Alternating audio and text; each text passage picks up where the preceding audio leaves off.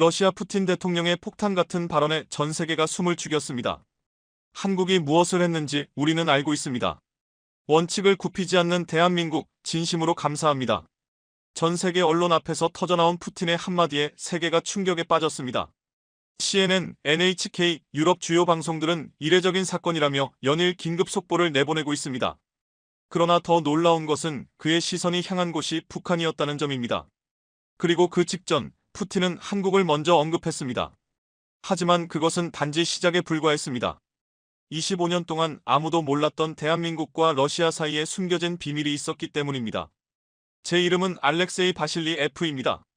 저는 러시아 에너지 경제 연구소에서 28년 동안 근무하며 한국과의 모든 협력 프로젝트를 직접 담당해 온 사람입니다. 푸틴 대통령이 전 세계 앞에서 한국에 감사를 표하던 그날, 저는 크렘린 회의실 안에 있었습니다. 그 역사적인 순간을 직접 지켜본 유일한 한국 관련 전문가였죠. 2024년 6월 18일 오후 3시, 푸틴 대통령의 기자회견이 시작되기 1시간 전이었습니다. 갑자기 제 사무실 전화가 요란하게 울렸습니다. 크렘린 비서실에서 걸려온 전화였습니다. 대통령께서 급히 만나고 싶어 하신다.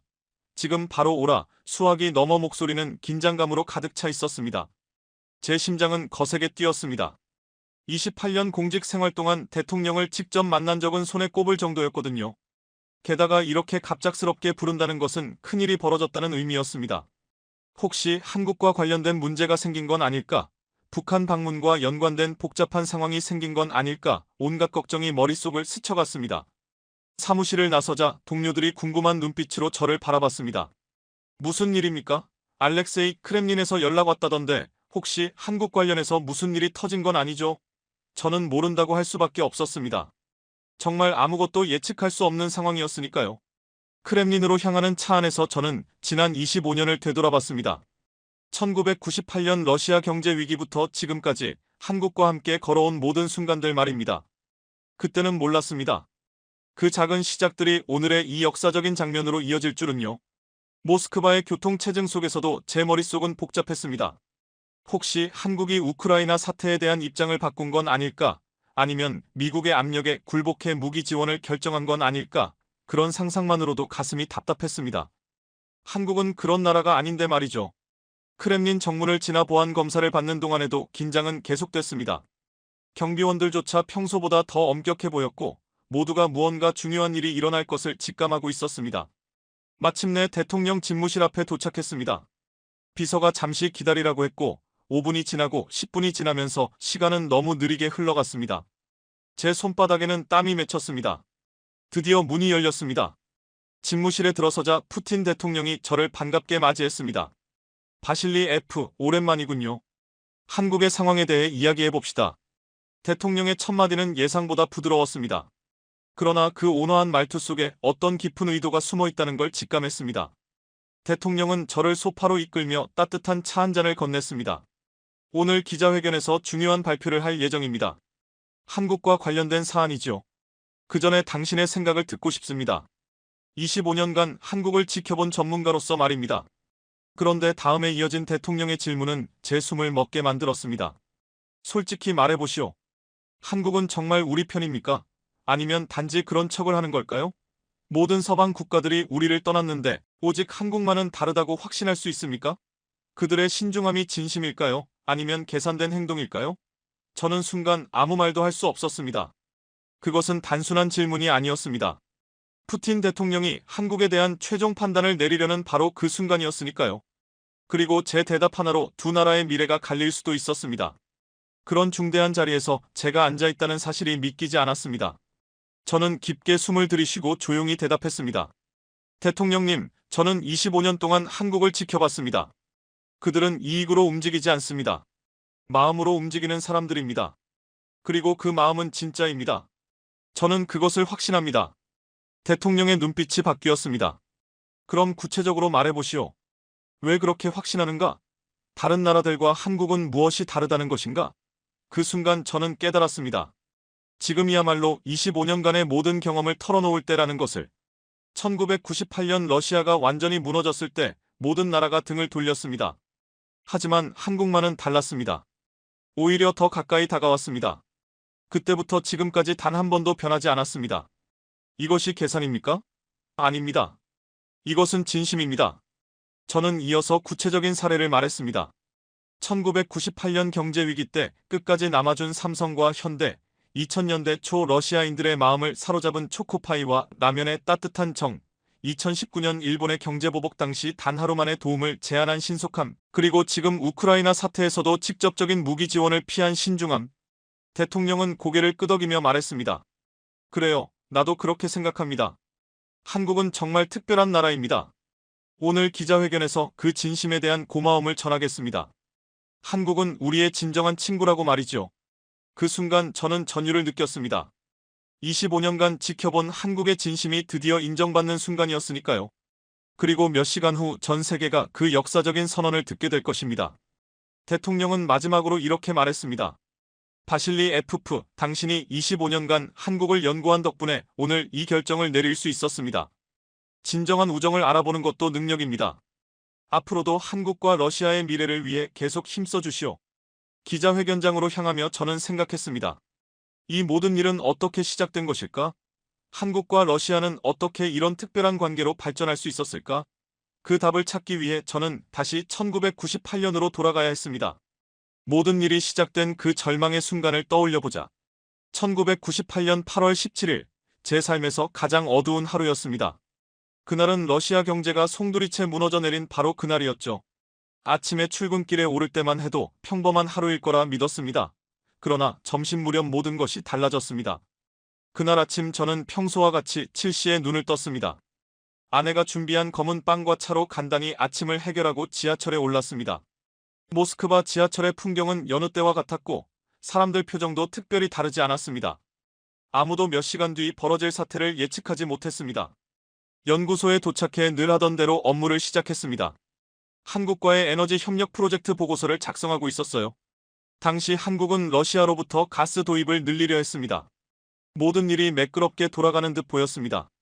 그런데 오전 10일시경 동료가 급히 달려왔습니다. 알렉세이, 큰일 났어. 루블이 폭락하고 있고 은행들이 문을 닫는데요. 처음엔 장난인 줄 알았습니다. 그러나 그의 표정이 너무 심각했습니다. 점심 무렵이 되자 상황은 명확해졌습니다. 루블화 가치가 하루 사이에 크게 떨어졌고 통화의 힘이 거의 반토막 이상 줄어들었죠. 은행 앞에는 긴 줄이 늘었고 ATM은 작동을 멈췄습니다. 우리 연구소에도 비상 지시가 내려졌습니다. 모든 프로젝트를 중단하라. 해외 출장은 즉시 금지다. 동료들 얼굴은 하얗게 질렸습니다. 월급은 어떻게 되는가? 아이들 학비는 누가 내나? 모두가 패닉 상태에 빠졌습니다. 저 또한 마찬가지였습니다. 갑작스러운 현실 앞에 손쓸 방법이 없었습니다. 그날 저녁 집으로 돌아가는 길은 참혹했습니다. 지하철 역사마다 사람이 넘쳐났고 누구의 얼굴도 절망으로 가득했습니다. 편의점에서는 라면과 빵이 동났고 주유소 앞엔 기름을 넣으려는 차량 줄이 길게 늘어섰습니다. 마트에서는 사람들이 설탕과 소금, 밀가루를 사들였습니다. 러시아가 정말 끝나는 것이 아닌가 하는 공포가 스며들었습니다. 집에 도착했을 때 아내는 눈물을 흘리고 있었습니다. 여보, 우리 돈이 다 사라졌어. 은행 예금이 휴지 조각이 됐다더라. 아이들 교육비는 어쩌지? 우리 미래는 어떻게 되는 거냐고요? 아내의 울음소리를 들으며 저는 주먹을 꽉 쥐었습니다. 분노와 절망이 동시에 밀려왔습니다. 그 순간 7살 된 딸이 방에서 나왔습니다. 아빠, 왜 엄마가 우세요? 무슨 일이에요? 딸의 순수한 물음에 저는 말문이 막혔습니다. 어떻게 설명해야 할지 몰랐습니다. 괜찮아, 아무 일 아니야 라고 얼버무렸지만 딸은 무언가 심상치 않은 일이 벌어졌음을 직감했습니다. 다음 날부터 진짜 고난이 시작되었습니다. 연구소의 급여는 석 달, 넉 달, 이어 결국 6달째 멈췄습니다. 동료들은 하나둘씩 다른 생업을 찾아 떠났습니다. 어떤 이는 택시 운전을 시작했고 어떤 이는 시장에서 장사를 했습니다. 연구원들은 생계를 위해 닥치는 대로 일을 해야만 했습니다. 해외 파트너 기업들도 마찬가지였습니다. 어제까지 함께하던 협력사들이 하루아침에 모습을 감췄습니다. 전화를 걸어도 연결이 되지 않았고 이메일에도 답이 없었습니다. 이 혼돈의 시간은 우리 모두의 삶을 근본적으로 바꿔놓았습니다. 마치 세상에서 러시아가 사라진 듯 했습니다. 특히 충격적이었던 건 미국 기업들의 반응이었죠. 3년 동안 함께 일했던 존슨 부장이 마지막 통화에서 한 말이 아직도 생생합니다. 미안하다, 알렉세이. 하지만 우리는 더 이상 러시아에 투자할 수 없어. 리스크가 너무 크고 본사에서 모든 러시아 프로젝트를 중단하라고 했어. 언제 다시 만날 수 있을지 모르겠네. 전화를 끊고 나서 저는 허탈했습니다. 3년 동안 쌓아온 신뢰가 하루아침에 무너진 거였죠. 비즈니스라는 게 결국 이런 거구나. 어려울 때는 아무도 손을 내밀지 않는구나 하는 씁쓸한 생각이 들었습니다. 일본 기업들은 더욱 냉정했습니다. 도요타 모스크바 지사는 단 하루 만에 문을 닫았고 소니도 마찬가지였죠. 미쓰비시, 도시바, 파나소닉까지 모든 일본 기업이 서둘러 철수했습니다. 그들에게 러시아는 단지 돈을 벌기 위한 시장일 뿐이었습니다. 위험이 닥치자 주저없이 등을 돌린 겁니다. 유럽 기업들도 다르지 않았습니다. 독일의 지멘스, 프랑스의 토탈, 영국의 BP까지 모두 철수를 발표했죠. 심지어 일부 회사들은 직원 안전을 이유로 당일 철수를 강행했습니다. 러시아는 더 이상 투자 가치가 없는 나라로 낙인 찍혔습니다. 그런 절망적인 상황에서 저는 출근길마다 이상한 광경을 보게 되었습니다. 전 세계 기업들이 짐을 싸서 떠나는 그때 오직 한 나라만 남아 있었습니다. 바로 한국이었죠. 처음엔 단순히 본사 지시가 늦은 줄 알았습니다. 하지만 며칠이 지나도 한국 기업들은 여전히 자리를 지키고 있었습니다. 삼성 AS 센터의 불은 여전히 켜져 있었고 현대자동차 대리점도 문을 열고 있었습니다. LG전자 매장에서는 오히려 할인 행사가 열리고 있었죠. 대우 사무소의 직원들도 평소처럼 출근하고 있었습니다. 도무지 이해할 수 없는 광경이었어요. 주변 러시아 사람들도 궁금해했습니다. 저 한국 사람들은 뭐 하는 거지? 다른 나라들은 다 떠났는데 왜 저들만 남아있지? 손해가 분명한데 왜 계속 있는 걸까? 미친 건 아닐까 싶었죠. 궁금함을 참지 못한 저는 직접 삼성 모스크바 지사를 찾았습니다. 1999년 2월 눈이 펑펑 내리던 추운 날이었죠. 건물 안에는 여전히 많은 직원들이 아무 일도 없다는 듯이 일하고 있었습니다. 접수처에서 한국 본사에서 파견된 김정수 부장님을 만날 수 있다고 했습니다. 그는 40대 중반의 차분한 인상이었고 정중히 저를 사무실로 안내했습니다. 사무실 벽에는 태극기와 삼성 로고가 나란히 걸려 있었습니다. 저는 직접 물었습니다. 다른 나라 기업들은 모두 떠났는데 왜 아직 계신가요? 손해만 보고 있지 않습니까? 본사에서는 뭐라고 하나요? 정말 궁금했습니다. 김 부장님의 대답은 제 예상을 완전히 깨뜨렸습니다. 우리는 돈 때문에 여기에 있는 게 아닙니다. 러시아와 함께 미래를 만들어가기 위해 있는 겁니다. 지금 어렵다고 해서 포기할 수는 없죠. 어려울 때 함께하는 게 진짜 동반자 아닙니까? 그 말을 듣는 순간 제 가슴이 먹먹해졌습니다. 지금까지 어떤 외국인도 그런 말을 한 적이 없었거든요. 모두가 이익을 말할 때 그분은 미래를 말했습니다. 모두가 떠날 때 그는 남겠다고 했습니다.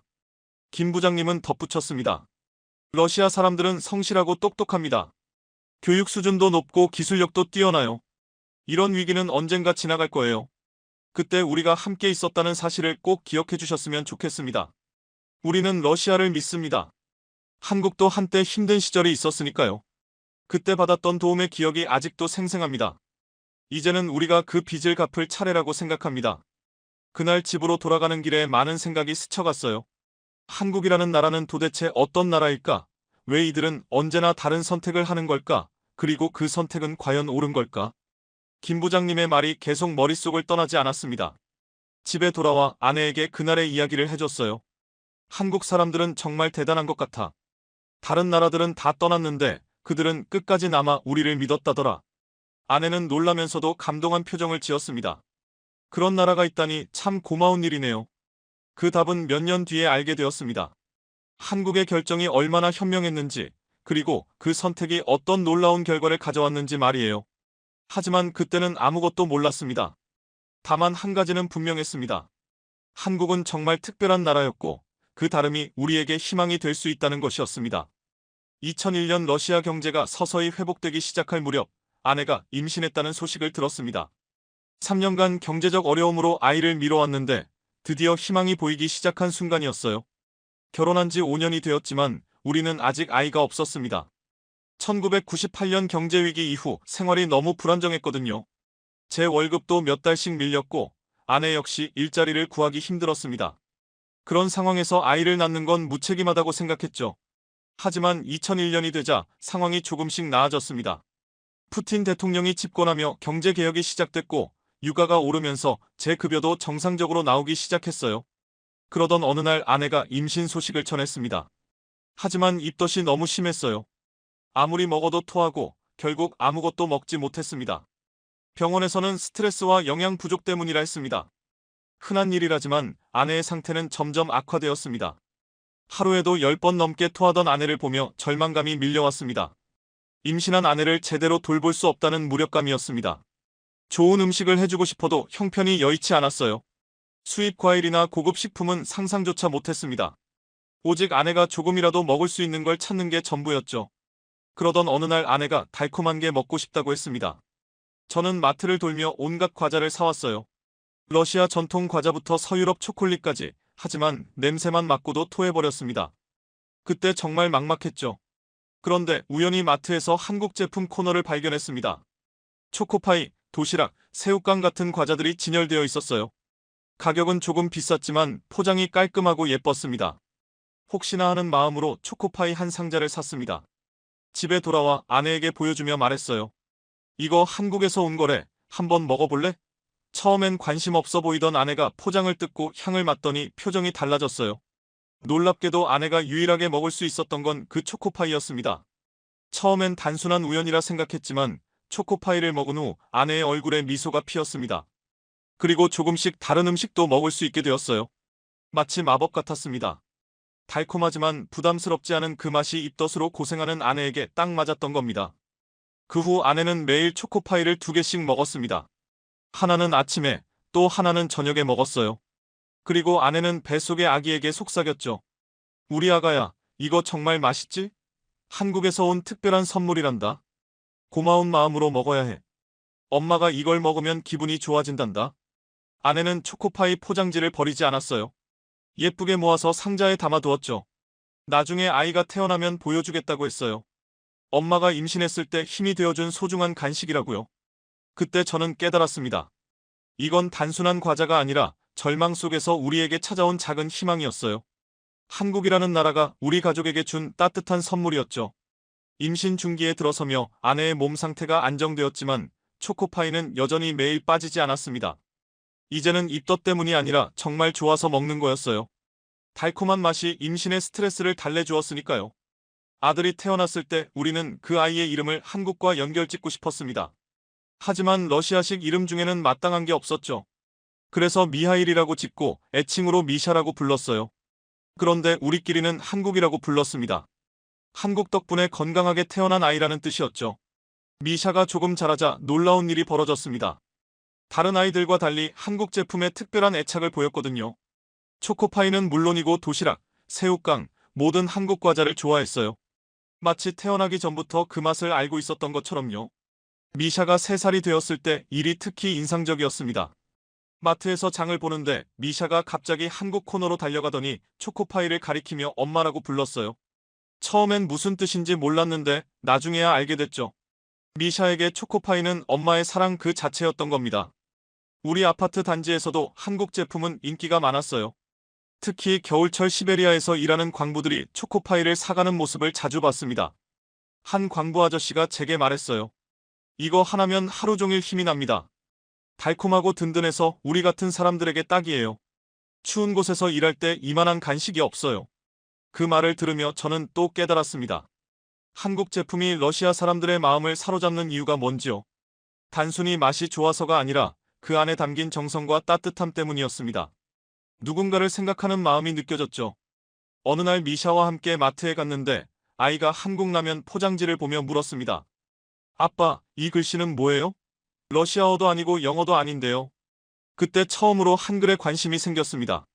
조금씩 공부해보니 정말 놀라웠어요. 세계에서 가장 과학적인 문자라고 하더군요. 그리고 한국 사람들이 자신들의 언어와 문화를 얼마나 자랑스러워하는지도 알게 되었죠. 제품 포장지에 한글을 그대로 남겨둔 것도 그런 자부심의 표현이었어요. 2005년 무렵 미샤가 7살이 되었을 때 학교에서 국제문화축제가 열렸습니다. 각 나라의 음식과 문화를 소개하는 행사였죠. 미샤가 와서 말했어요. 아빠, 나는 한국을 소개하고 싶어요.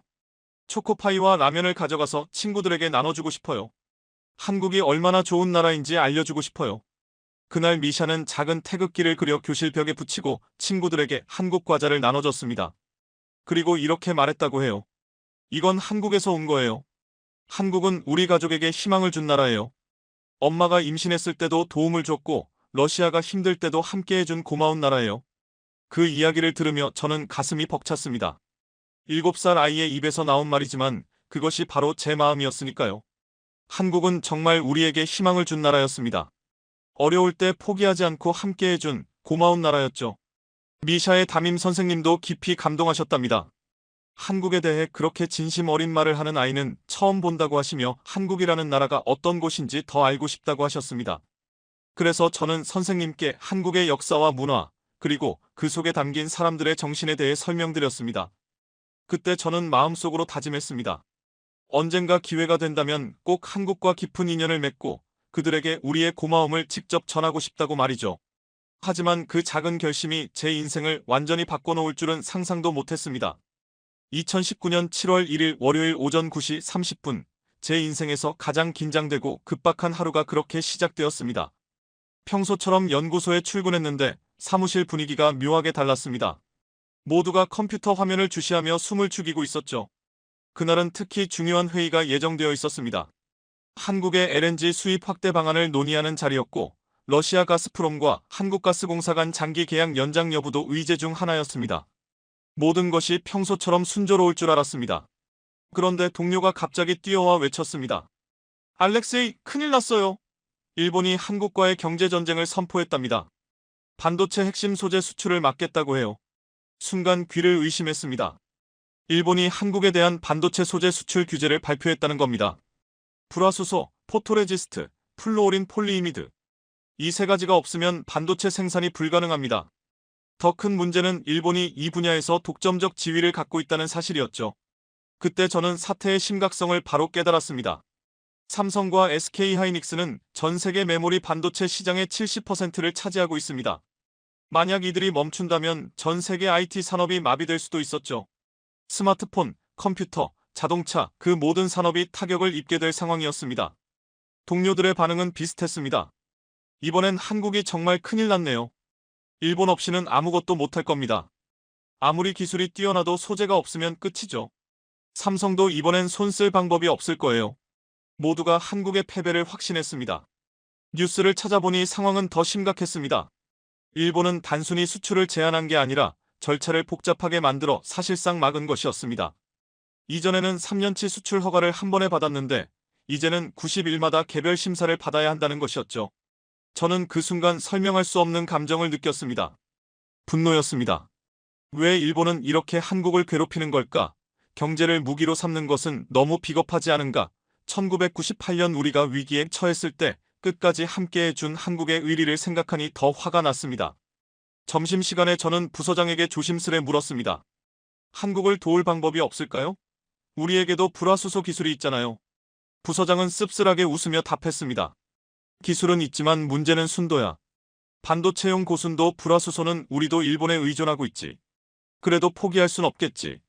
그날 오후 부서장은 긴급 회의를 열었습니다. 한국 상황에 대한 대책을 논의하기 위해서였습니다.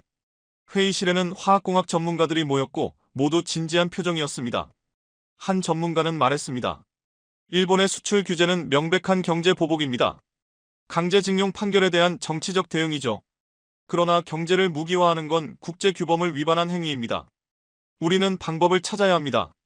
다른 동료가 덧붙였습니다. 한국은 1998년 우리가 힘들 때 끝까지 남아준 나라입니다. 이제 우리가 도와야 할 차례 아닐까요? 불화수소의 순도를 높이는 기술 개발에 투자하면 어떨까요? 시간이 걸리더라도 의미 있는 일이 될 겁니다. 저는 결코 포기할 수 없었습니다. 그날 밤 집에 돌아와 딸 미샤에게 말했습니다. 미샤야, 한국이 지금 큰 위기를 맞고 있어. 일본이 부당한 짓을 하고 있단다. 이미 18살이 된 미샤는 한국에 대해 잘 알고 있었습니다. 아빠, 우리가 도울 수 있는 방법은 없을까요? 한국은 우리에게 정말 소중한 나라잖아요. 그 말에 저는 다시 결심했습니다. 반드시 한국을 위해 뭔가 해야겠다고. 제가 할 수 있는 일이 분명히 있을 거라고 말입니다. 그날 밤 저는 늦은 시간까지 자료를 뒤졌습니다. 그리고 다음 날 아침 믿기 어려운 일이 벌어졌습니다. 오전 8시 부서장에게서 다급한 전화가 걸려왔습니다. 알렉세이, 지금 당장 연구소로 와. 정부가 긴급 회의를 소집했어. 한국 관련 중대한 결정을 내려야 한대. 그의 목소리엔 흥분이 섞여 있었습니다. 연구소에 도착하니 이미 여러 부처의 인사들이 자리에 모여 있었습니다. 에너지부, 산업부, 외교부, 심지어 크렘에서도 인원이 왔습니다. 이런 고위급 회의는 좀처럼 보기 어려운 장면이었죠. 회의실 공기는 묘하게 무겁고 팽팽했습니다. 에너지부 차관이 입을 열었습니다. 여러분, 일본의 한국 제재는 단순한 외교 분쟁이 아닙니다. 세계 공급망을 흔드는 경제적 공격 행위입니다. 우리는 이런 일방적 제재를 용납할 수 없습니다. 동시에 한국을 도울 방안을 찾아야 합니다. 그 말을 듣는 순간 저는 놀라움을 감출 수 없었습니다. 러시아 정부가 이렇게 신속하고 단호하게 움직이는 건 처음 봤거든요. 평소라면 몇 주, 몇 달을 검토하고 신중히 결정하던 정부가 이번에는 달랐습니다. 산업부 국장이 나섰습니다. 우리 불화수소 생산 라인을 점검해봤습니다. 순도를 끌어올리려면 시간이 필요하지만 불가능한 일은 아닙니다. 예산을 투입해 기술 개발을 가속화하면 됩니다. 한국이 원한다면 최대한 지원하겠습니다. 외교부 쪽도 적극적이었습니다. 이번 사태로 국제사회의 여론이 한국에 우호적으로 흐르고 있습니다. 우리가 먼저 손을 내밀면 양국 관계에 큰 전환점이 될 겁니다. 지금이 바로 그 순간입니다. 25년간 쌓아온 신뢰를 새로운 도약으로 이어가야 합니다. 크렘 관계자가 마지막으로 말했습니다. 대통령께서도 이번 사안을 직접 챙기고 계십니다. 한국은 우리에게 특별한 나라입니다. 어려울 때 손을 잡아준 진정한 친구였죠. 이번엔 우리가 그 손을 내밀 차례입니다. 회의는 3시간 만에 결론이 났습니다. 내용은 명확했습니다. 한국의 고순도 불화수소를 공급한다. 필요하면 기술 이전도 검토한다. 무상으로 제공할 수도 있다. 조건은 없다. 순수한 우정의 표현이다. 저는 믿기지 않았습니다. 러시아 정부가 한국을 위해 이렇게까지 결단을 내리다니. 그것도 아무런 데가 없이 말입니다. 단순한 거래가 아니라 진짜 우정이었습니다. 그날 오후 3시 러시아 정부는 공식 발표를 냈습니다. 한국 반도체 산업의 안정을 위해 모든 지원을 제공하겠다. 고순도 불화수소를 포함한 핵심 소재를 언제든 공급할 수 있다. 기술 협력과 투자도 적극 검토하겠다.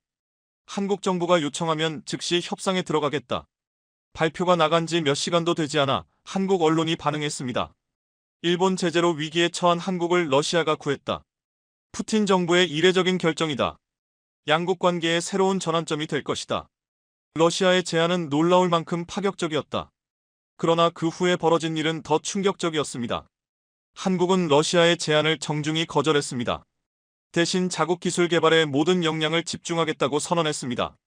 이번 위기를 기회로 삼아 완전한 소재 독립을 이루겠다. 누구에게도 의존하지 않는 자립산업 구조를 만들겠다고 했습니다. 처음엔 서운했습니다. 이렇게 도와주려 하는데 왜 거절할까? 정말 이해가 되지 않았습니다. 하지만 곧 깨달았습니다. 한국은 의존이 아니라 자립을 선택한 나라였습니다. 그 정신이 바로 한국을 강하게 만든 원천이었죠. 몇 달 뒤 결과가 나왔습니다. 한국은 진짜로 해냈습니다. 단 몇 개월 만에 핵심 소재의 국산화에 성공했습니다. 일본 의존도를 90%에서 30%로 줄였습니다. 모두가 불가능하다고 했던 일을 이뤄낸 겁니다. 러시아 정부 관계자들은 감탄했습니다. 한국은 정말 대단한 나라다. 위기를 기회로 바꾸는 능력이 탁월하다. 우리의 제안을 거절당한 게 오히려 자랑스럽다. 이런 나라와 친구가 되고 싶다. 한국의 자립 정신을 본받아야 한다. 그 사건 이후로 푸틴 대통령의 한국에 대한 시선은 완전히 바뀌었습니다. 이제 한국은 단순히 도움이 필요한 나라가 아니라 배워야 할 점이 많은 나라로 보였죠. 그리고 그런 한국이 러시아에 보여준 신뢰는 더욱 특별하고 값지게 느껴졌습니다. 2022년 2월 24일 오전 6시 제 휴대폰 알람이 요란하게 울렸습니다. 평소보다 2시간 일찍 일어난 이유는 중요한 국제회의가 예정되어 있었기 때문이었죠. 하지만 눈을 뜨자마자 본 뉴스는 그 모든 계획을 무의미하게 만들었습니다. 우크라이나에서 특별 군사작전이 시작되었다는 속보였습니다. 그 순간 저는 세상이 완전히 달라질 것임을 직감했습니다. 28년 동안 쌓아온 국제관계와 협력 프로젝트가 하루아침에 무너질 수도 있겠다는 두려움이 밀려왔습니다. 손이 떨렸고 연구소로 향하는 발걸음이 유난히 무거웠습니다. 아내는 불안한 표정으로 TV를 바라보며 말했습니다. 여보, 전쟁이 시작된 거예요. 앞으로 어떻게 될까요? 미샤는 괜찮을까요? 당시 대학생이던 아들은 혹시 징집이라도 될까봐 걱정이었습니다. 사무실에 도착하니 동료들 모두 충격에 빠져 있었습니다. 앞으로 어떻게 되는 걸까? 제재는 얼마나 심해질까? 우리 일자리는 안전할까? 해외 프로젝트는 전부 멈추는 거 아닐까? 불안이 공기처럼 사무실을 뒤덮었습니다. 부서장이 긴급 회의를 열었습니다. 여러분, 힘든 시기가 올 것 같습니다. 모든 해외 출장은 당분간 중단입니다. 진행 중인 프로젝트도 다시 검토해야 합니다. 특히 서방 국가들과의 협력은 어려워질 겁니다. 그의 말은 곧 현실이 되었습니다. 며칠 만에 전방위 제재가 쏟아졌습니다. SWIFT 금융망에서 배제되고 항공기 운항이 금지되었으며 기술 수출이 중단되고 러시아 은행의 해외 자산은 동결되었습니다.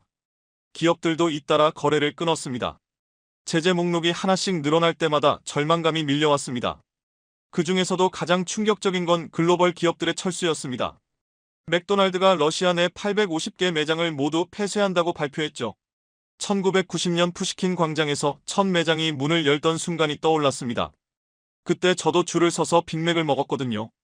그런데 32년 만에 완전히 떠난다니 믿기지 않았습니다. 스타벅스, 코카콜라, 펩시콜라까지 러시아인들의 일상에 자리했던 브랜드들이 하나둘 사라졌습니다. 애플, 구글, 마이크로소프트까지 서비스 중단을 선언했습니다. 하루아침에 러시아가 세계와 단절된 듯한 느낌이 들었습니다.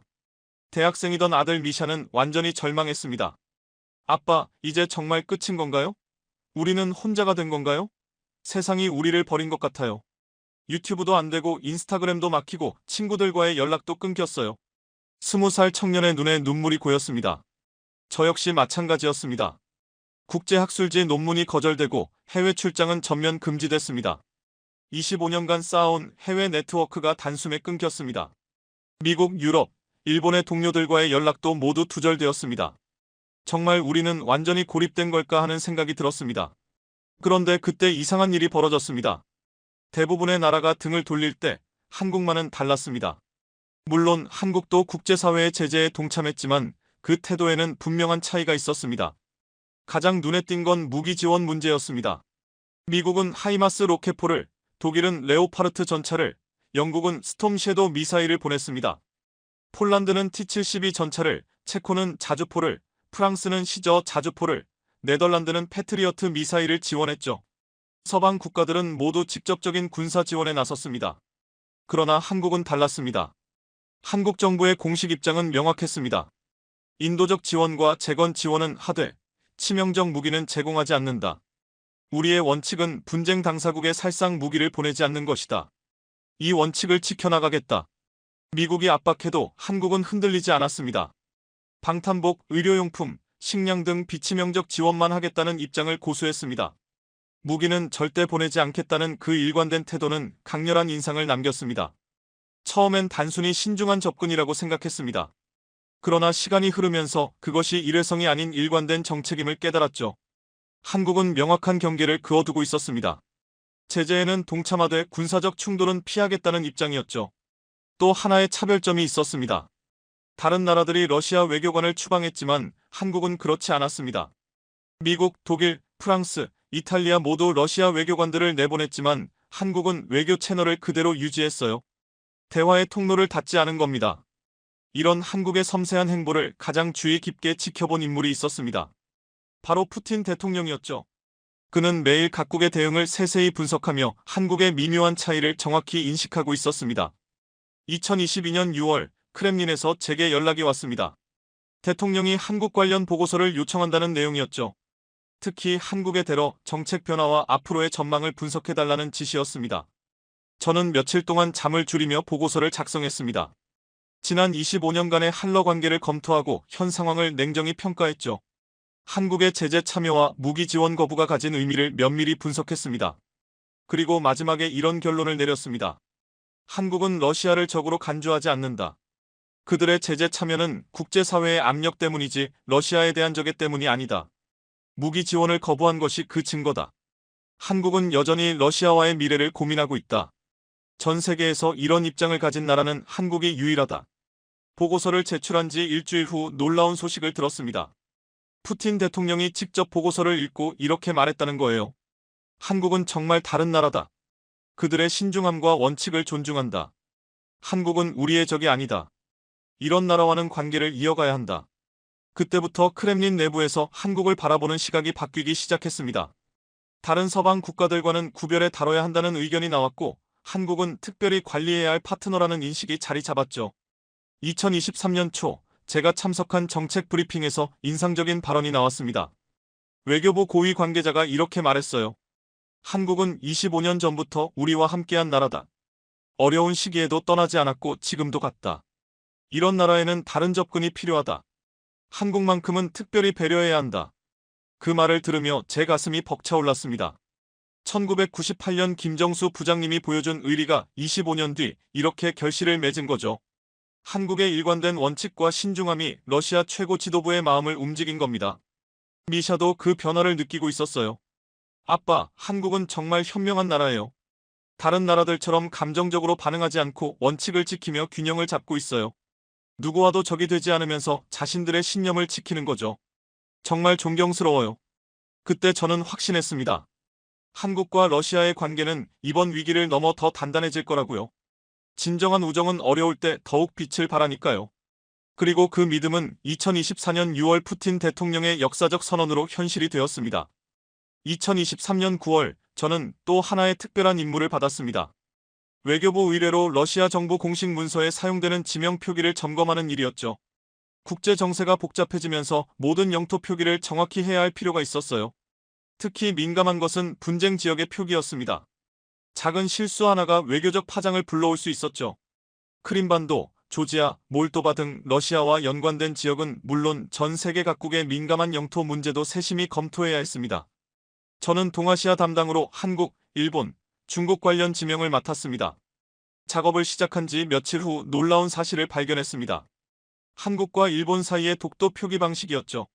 일본은 여전히 다케시마라 부르며 자국 영토라고 주장하고 있었지만 러시아 외교부의 공식 문서에는 명확히 독도로 표기되어 있었습니다. 처음엔 단순한 담당자 실수라 생각했지만 조사 결과 그것은 의도적인 결정이었습니다. 2019년부터 러시아 외교부는 독도의 명칭을 공식 문서에서 한국식으로 표기하기로 결정했습니다. 놀라운 점은 이 결정이 단순한 실무 차원이 아니라 외교부 장관의 최종 승인을 받은 고위급 결정이었다는 사실이었습니다. 이는 상징적 의미를 넘어선 중대한 외교적 메시지였죠. 당시 제가 동아시아 담당 국장이던 안드레이 세르게예프에게 직접 물었습니다. 왜 독도를 한국식으로 표기하기로 했습니까? 일본과의 관계에는 어떤 영향을 줄 건가요? 그는 단호히 답했습니다. 우리는 역사적 진실을 존중한다. 독도는 명백히 한국의 영토다. 일본의 주장은 제국주의의 잔재일 뿐이다. 러시아는 정의의 편에 서야 한다. 더 흥미로운 것은 러시아 역시 일본과 영토 문제를 겪고 있었다는 점입니다. 바로 북방 영토, 즉 쿠릴 열도 남부 4개 섬을 둘러싼 논쟁이었죠. 쿠나시르, 이투루프, 시코탄, 하보마이 제도. 일본은 이 지역을 자국 영토라고 주장하며 반환을 요구하지만 러시아는 절대 양보할 생각이 없습니다. 세르게예프 국장은 이렇게 설명했습니다. 일본은 자기 영토 주장은 정당하다고 하면서 다른 나라의 영토 주장은 부정한다. 이것이야말로 이중잣대다. 일본이 독도를 자기 땅이라 주장하는 논리와 쿠릴 열도를 자기 땅이라 주장하는 논리가 똑같다. 둘 다 제국주의 시대의 억지일 뿐이다. 우리는 이런 태도를 받아들일 수 없다. 한국의 독도 영유권을 지지하는 것은 당연하다. 그러나 그 이면에는 더 깊은 이유가 있었습니다. 러시아는 일본과의 관계에서 한계를 느끼고 있었죠. 아무리 경제 협력을 추진해도 일본은 항상 미국의 시선을 의식했습니다. 독립적인 파트너가 되지 못한 겁니다. 특히 2022년 우크라이나 사태 이후 일본의 태도는 더욱 실망스러웠습니다. 가장 먼저 러시아에 제재를 가했고 외교관들을 추방했으며 지칠 정상회의에서는 러시아 자산 동결을 주도했습니다. 오랜 관계가 하루아침에 무너진 순간이었죠. 반면 한국은 달랐습니다. 제재에 참여했지만 극단적인 행동은 피했고 외교의 문을 닫지 않았습니다. 이 점이 러시아 정부에 깊은 인상을 남겼습니다. 외교부 내부에서도 이런 차이에 대한 논의가 이어졌죠. 한 고위 관계자는 이렇게 말했습니다. 일본은 우리를 대등하게 보지 않는다. 항상 위에서 내려다보며 협력조차 거래처럼 조건을 건다. 하지만 한국은 다르다. 상호 존중을 바탕으로 관계를 쌓으려 한다. 실제로 한국의 균형 외교는 러시아에게 매우 매력적으로 보였습니다. 미국과 동맹을 맺고 있으면서도 러시아와의 관계에서는 독자적인 노선을 유지했고 중국과 일본 사이에서도 균형을 잡았습니다. 이런 한국이라면 진정한 파트너십이 가능하다고 느꼈습니다. 무엇보다 한국은 러시아의 자존심을 건드리지 않았습니다. 일본처럼 과거사 문제를 들추지 않았고 영토 반환도 요구하지 않았습니다. 오히려 러시아의 입장을 이해하려 노력했죠. 한국전 당시 소련의 북한 지원 문제도 굳이 문제 삼지 않았습니다. 역사적으로 돌아보면 한국과 러시아는 큰 충돌이 거의 없었습니다. 조선시대에도 근대에도 일본이 중간에 끼어 직접 대립할 기회가 적었죠. 오히려 일본의 침략에 맞서 싸운 공통의 경험이 있었습니다. 2023년 말 푸틴 대통령이 연말 기자회견에서 했던 말이 인상 깊었습니다. 동아시아에서 러시아의 진정한 파트너가 누구냐는 질문에 그는 이렇게 답했습니다. 우리는 모든 국가와 협력할 준비가 되어 있다. 그러나 상호 존중이 있어야만 지속 가능하다. 한국은 그런 관계를 원하는 나라다. 일본과는 달리 조건을 내걸지 않는다. 그 말을 들으며 저는 독도 표기 결정의 진정한 의미를 깨달았습니다. 그것은 단순한 영토 문제의 지지가 아니라 한국을 진심으로 신뢰하는 파트너로 인정한다는 상징이었습니다. 일본이 아니라 한국과 손잡고 미래를 만들어가겠다는 결심의 표현이었어요. 미샤도 그 변화를 누구보다 빨리 느끼고 있었죠. 국제관계학을 전공하는 대학생 미샤는 제게 이렇게 말했습니다. 아빠, 이제 러시아가 한국을 선택한 것 같아요. 일본보다 훨씬 믿을 수 있는 파트너라고 판단한 거예요. 독도 문제는 단지 시작에 불과하죠. 앞으로 더 큰 협력이 기다리고 있을 거예요. 정말 그랬습니다. 독도 표기 결정 이후 러시아 정부의 한국에 대한 태도는 눈에 띄게 달라졌어요. 각종 국제회의에서 한국의 입장을 지지하는 일이 잦아졌고 경제 협력도 한층 적극적으로 진행되었죠. 러시아는 한국의 유엔 안보리 비상임이사국 진출까지 지지했습니다. 그리고 마침내 2024년 6월 푸틴 대통령의 역사적인 선언이 발표되었어요. 한국에 대한 공개적인 감사의 메시지. 그것은 독도 표기 결정에서 시작된 새로운 관계의 정점을 상징하는 순간이었습니다. 한국을 진정한 동반자로 인정한다는 확실한 신호였죠. 2024년 6월 18일 오후 4시 크렘린 대통령 집무실. 저는 28년 공직 생활 중 가장 긴장되는 자리에 있었습니다. 푸틴 대통령이 1시간 뒤 기자회견에서 어떤 발언을 할지 아무도 예측하지 못했거든요. 대통령은 평소보다 차분해 보였지만 그 침착함 속엔 단단한 결의가 느껴졌어요. 25년 동안 쌓아온 한국에 대한 생각을 마침내 정리하신 듯 했습니다. 이미 중요한 결정을 내리셨다는 게 공기의 흐름으로 느껴졌어요. 북한 방문을 앞두고 이런 회의가 열렸다는 것 자체가 의미심장했죠. 김정은 위원장과의 정상회담을 하루 앞두고 한국 전문가인 저를 부른 이유가 뭘까 생각했습니다. 혹시 북한과 가까워지며 한국과의 관계를 정리하려는 건 아닐까 걱정이 밀려왔어요.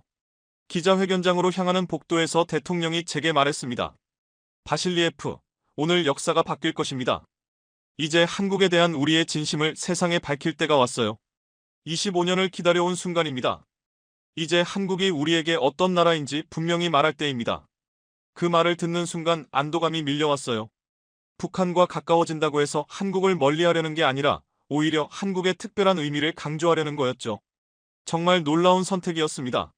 보통 외교는 한쪽을 택하면 다른 쪽을 포기하기 마련인데 푸틴 대통령은 완전히 새로운 방식을 택하려는 것이었어요. 기자회견장엔 전 세계 언론이 모여 있었습니다. CNN, BBC, NHK, 중국 CCTV는 물론 한국의 KBS, MBC, SBS까지 모두가 북한 방문에 관한 질문만 준비했었죠. 그런데 대통령은 예상과 전혀 다른 말로 입을 열었습니다. 먼저 한 가지 분명히 말씀드리고 싶습니다. 최근 러시아가 북한과 가까워진다고 해서 한국을 적대시한다는 추측이 있는데 그것은 완전히 잘못된 것입니다. 한국은 러시아의 적이 아닙니다. 한국은 우리의 소중한 친구입니다. 순간 기자회견장은 숨소리조차 멈췄습니다. 모두가 대통령의 다음 말을 기다렸죠. 제 심장도 빠르게 뛰기 시작했습니다.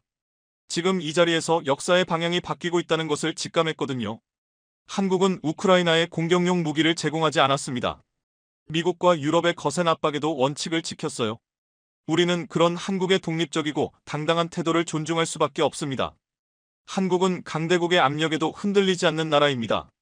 그것이 바로 진정한 자주 국가의 증거입니다. 그 순간 온몸에 전율이 흘렀습니다. 러시아 대통령이 전 세계 앞에서 한국의 감사를 표한 것은 처음이었어요. 단순한 외교적 수사가 아닌 25년간 쌓아온 신뢰에 대한 진심 어린 고백이었습니다. 대통령은 이어 말했습니다. 한국과 러시아는 지리적으로 가까운 이웃이며 역사적으로도 큰 갈등이 없었습니다. 오히려 서로 도우며 성장해왔죠. 1998년 러시아 경제 위기 때도 한국은 끝까지 우리 곁을 지켰습니다. 우리는 그런 관계를 매우 소중하게 생각합니다. 기자들 사이에 웅성거림이 일었습니다. 누구도 예상하지 못했던 발언이었으니까요. 북한 방문을 앞두고 한국에 대한 우호적인 메시지를 전하다니 전 세계가 놀라움에 휩싸였어요. 일부 기자들은 본사에 긴급히 보고하느라 분주했고 한 외신 기자가 물었습니다. 대통령님, 북한과의 관계 강화가 한국에는 위협이 되지 않겠습니까? 대통령의 대답은 단호했습니다. 전혀 그렇지 않습니다. 우리는 한반도의 평화와 안정을 지향합니다. 북한과의 협력은 그 목표를 위한 것이며 한국을 겨냥한 것이 아닙니다. 한국은 우리의 오랜 파트너이자 친구입니다. 북한과 한국은 우리에게 서로 다른 의미를 지니고 있습니다. 그때 한 한국 기자가 자리에서 일어나 물었습니다. 대통령님께서는 한국을 어떤 나라로 보십니까? 대통령은 잠시 생각에 잠기더니 조용히 말했습니다. 한국은 원칙이 있는 나라입니다. 자신들의 신념을 지키면서도 타국을 존중할 줄 아는 나라, 강대국의 압력에도 흔들리지 않고 감정보다 이성으로 판단하는 나라죠. 이런 국가는 함부로 대할 수 없습니다. 우리는 한국을 무시할 수 없는 자주적이고 당당한 국가로 인정합니다. 또 다른 기자가 물었습니다. 한국이 미국의 동맹국인데도 그렇게 생각하십니까? 대통령의 대답은 더욱 인상적이었습니다. 동맹이라고 해서 모든 것을 무조건 따르는 것은 아니죠. 한국은 스스로 판단할 줄 아는 나라입니다. 미국의 동맹이면서도 우리와는 독립된 관계를 유지하고 있습니다. 이런 자주적 사고가 오히려 한국을 신뢰할 수 있는 파트너로 만듭니다. 기자회견이 끝나자 모두 흥분된 분위기였어요. 28년간 한국 전문가로 일하며 이런 순간을 꿈꿔왔습니다. 러시아와 한국이 진정한 파트너가 되는 순간을요. 그 꿈이 현실이 되는 장면을 직접 본 것입니다. 회견장을 나서자마자 제 휴대폰이 쉴 새 없이 울렸습니다. 한국 언론사에서 걸려온 전화들이었어요. 모두 대통령의 발언 의미를 물었습니다. 저는 확신에 차 대답했습니다. 이것은 러시아의 진심입니다. 25년간 한국이 보여준 신뢰와 일관성에 대한 감사의 표현이에요. 앞으로의 양국 관계는 완전히 새로운 단계로 발전할 것입니다. 북한과는 전혀 다른 특별한 관계가 될 겁니다.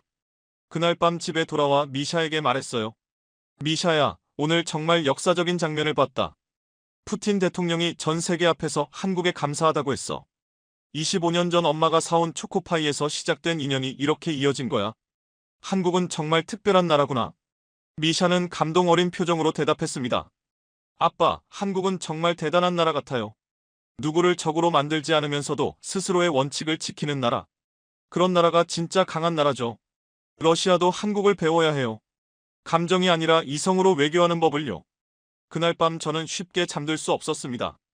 1998년부터 2024년까지의 모든 순간이 머릿속을 스쳐 지나갔어요. 경제 위기 속에서도 남아준 한국 기업들, 초코파이로 러시아의 마음을 녹였던 따뜻함, 일본의 제재 때 신속히 손을 내민 우정, 우크라이나 사태에서도 균형을 잃지 않은 신중함. 모든 조각이 하나로 이어져 오늘의 순간을 만든 것이었습니다. 진짜 외교는 계산이 아니라 마음으로 하는 것임을 깨달았어요. 그리고 한국은 그런 외교를 실천해온 나라였습니다. 25년의 세월 속에서 진심을 증명해온 거죠. 푸틴 대통령의 역사적 발언 이후 저는 한국을 완전히 새롭게 바라보게 되었습니다. 수많은 나라를 봐왔지만 한국 같은 나라는 단 한 번도 없었어요. 이제 확신합니다.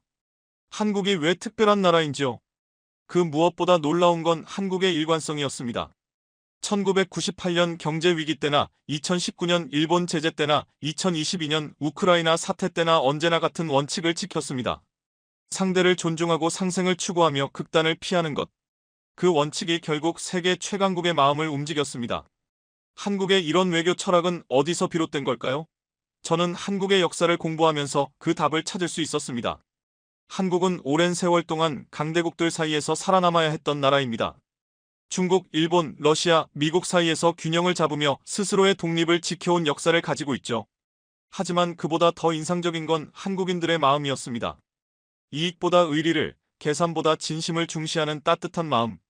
초코파이 하나에도 정성을 담고 어려운 친구를 끝까지 외면하지 않는 그 마음이야말로 결국 한 나라의 품격을 만들어내는 힘이라고 생각합니다. 제가 28년간 연구소에서 일하면서 가장 자주 받은 질문이 있습니다.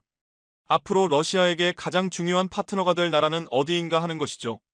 예전 같으면 중국이나 인도를 말했을지도 모르지만 지금은 확신을 가지고 대답할 수 있습니다. 바로 한국입니다. 이제 한국은 더 이상 작은 나라가 아닙니다.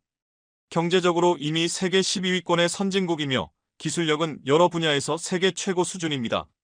반도체, 조선, 자동차, 화학 등 핵심 산업에서 글로벌 리더로 자리 잡았고, 문화적으로는 전 세계를 매혹시키며 외교적으로는 강대국들이 먼저 손을 내미는 나라가 되었습니다. 러시아 내에서도 한국에 대한 인식은 완전히 바뀌었어요. 예전에는 단순히 경제적으로 도움을 주는 나라 정도로만 여겼지만 이제는 다릅니다. 강대국조차 함부로 대할 수 없는 자주적이고 당당한 나라, 그게 지금의 한국입니다. 특히 젊은 세대들의 반응이 놀랍습니다. 제 아들 미샤는 지금 대학에서 한국어를 부전공으로 배우고 있는데 졸업 후에는 한국 기업에 취업하고 싶다고 말합니다. 그는 한국을 미래가 있는 나라라고 생각해요. 기술도 앞서고 문화도 멋지고 사람들도 훌륭하다고요. 제가 한국어를 배우는 이유를 묻자 미샤는 이렇게 말했습니다. 아빠, 한국은 강대국들과 대등하게 대화할 줄 아는 나라예요.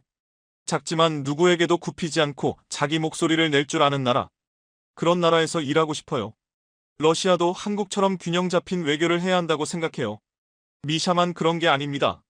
러시아 젊은이들 사이에서 한국은 지금 가장 인기 있는 나라 중 하나가 되었어요.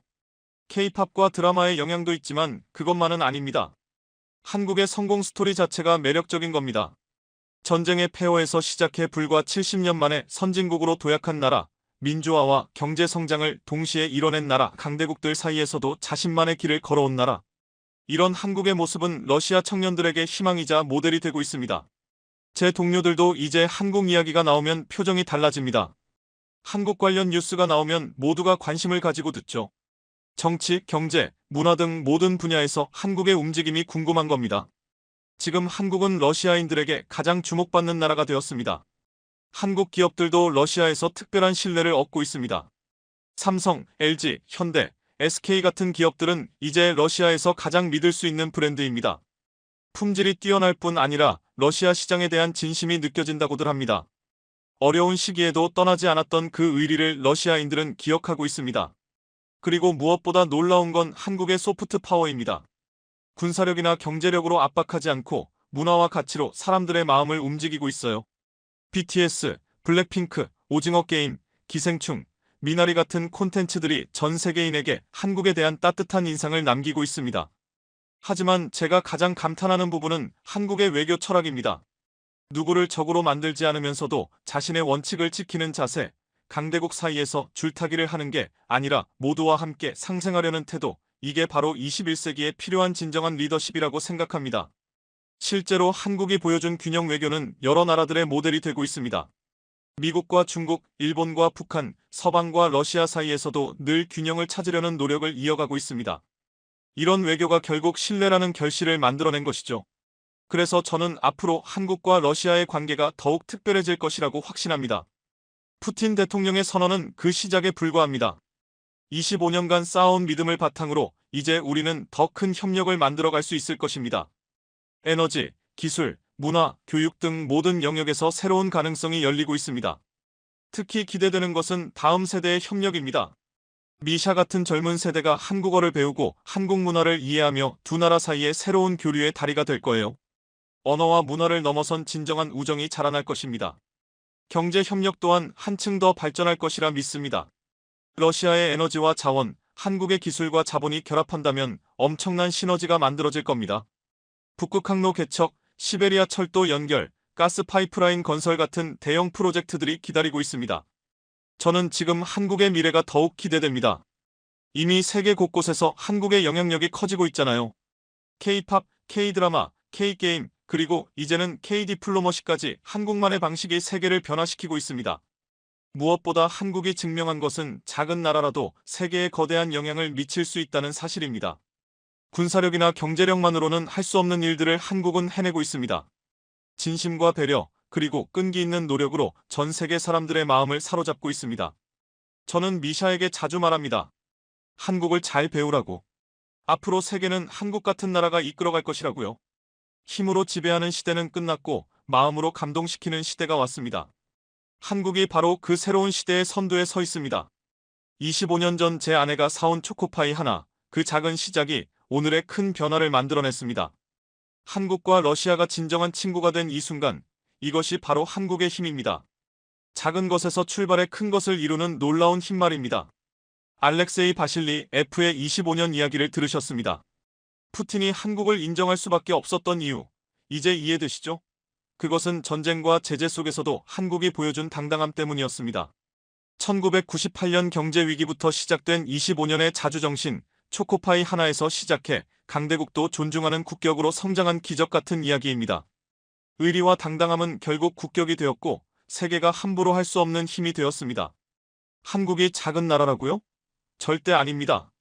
이제는 초강대국 러시아조차 쉽게 대할 수 없는 나라, 세계 최고 권력자도 인정할 수밖에 없는 나라, 그것이 바로 오늘의 대한민국입니다. 진정한 강국은 무기가 아니라 당당함으로 만들어지는 것입니다. 지금 이 순간에도 전 세계가 한국을 바라보고 있습니다. 한국의 시대가 시작되었습니다. 오늘의 이야기는 여기까지입니다.